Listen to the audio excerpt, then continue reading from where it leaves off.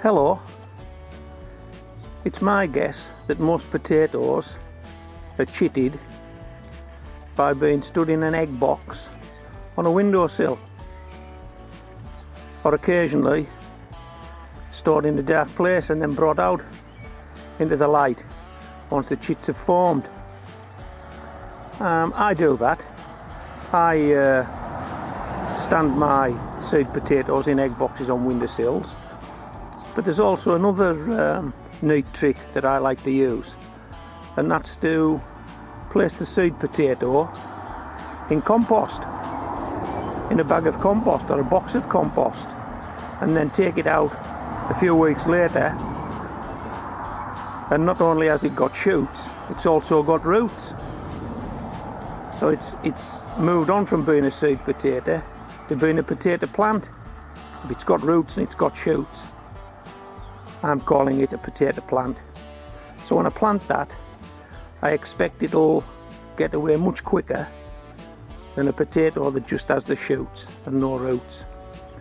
So I'm conducting an experiment. I'm just going to clip some video into this video now from when I started this experiment, and that should bring you right up to speed. Then we'll have a look at these pots. Okay, so watch this piece of video, then come back to these pots. This particular charlotte is a seed potato that has been germinated on the windowsill. I think you'll see there are a few chits on there.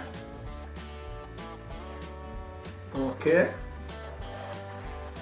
This charlotte is also a seed potato, but it's a Rasta potato. As you can see, it's grown dreadlocks. These dreadlocks are simply roots that emanate from the same position as this chit that you can see, and they've got compost stuck to them. This charlotte has been chitted in compost, simply put in a bag of compost and left to develop. So this charlotte has grown the dreadlocks and popped up a shoot. And the question, I guess, is, if this guy has now got a head start, is that a pun? These dreadlocks, is that a pun? Head start. If this guy's got a head start over this charlotte here, I need to stop calling them guys, they're girls, aren't they? If this girl charlotte has got a head start over this charlotte here, will it grow quicker? Because it's got roots and shoots as opposed to just shoots? Well, we'll find that out when we plant them, won't we? And this charlotte on this end is a shop bought charlotte. It's a store bought charlotte, and it's been chitted on a windowsill just the same as this one. Okay, so these two have both been on windowsills. This one's got the pedigree. This is a certified seed potato. This one doesn't have that pedigree. This one is simply a shop bought potato, store bought potato. Which is best? Store bought? Certified seed? I don't know. We'll know when we plant them, won't we?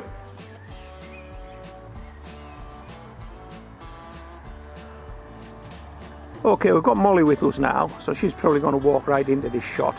But I can tell you this without going across to those pots. Pot number 1 and pot number 2 are potatoes that feature in that video that you've just watched. And as you can see, pot number 1 is not showing any growth yet. Pot number 3 is just breaking through, but pot number 2, and that's the potato that I'm calling a Rasta potato.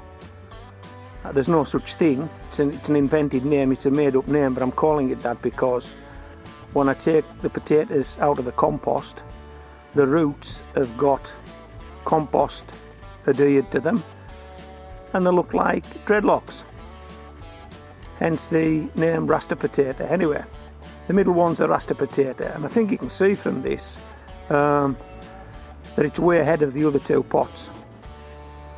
Now exactly what that will mean in outturn when we do a reveal in so many months' time, I don't know.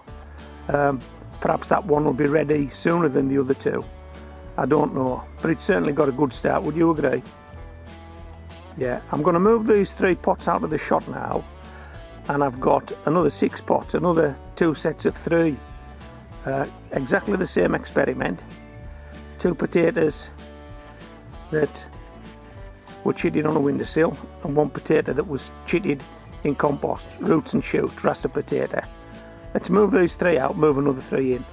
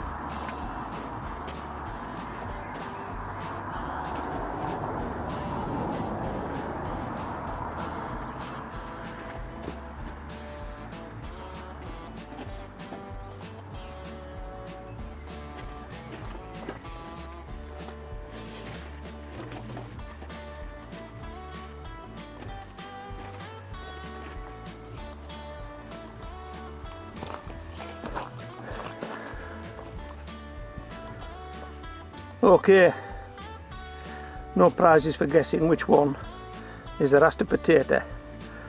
I don't know if you can see it the way the pots are now. I'm going to lean them forward in a minute, but there's only 1 potato showing through there.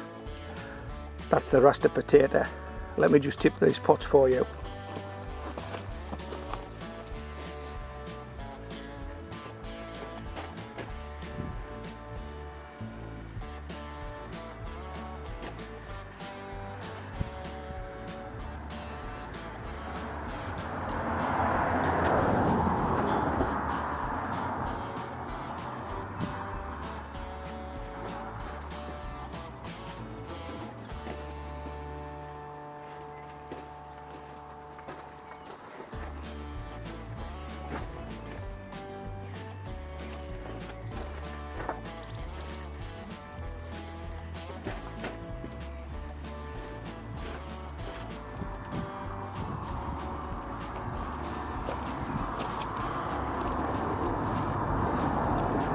And again, just 1 potato showing through, 3 pots, sown like the other 2 sets of 3 were, and just that 1 potato showing through. I'll lean these forward again, let you have a look. Oh, who's this? Look out. It's my gardening assistant. There's something in those pots she would like to sniff, probably eat. Oi, what are you up to? Come on. That's because I've put some bloodfish and bone and 6X dry farm yard manure in my onion bed. She's come for a sniff. Come out, Moll. Good girl.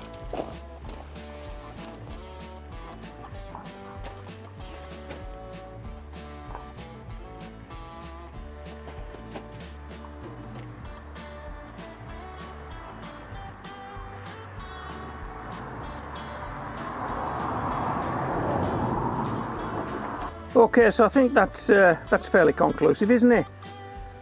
3 sets of 3. In each set, it's the Rasta potato that's broke surface first, and it looks like on that first set, that potato's probably 3 weeks, 4 weeks ahead of the others.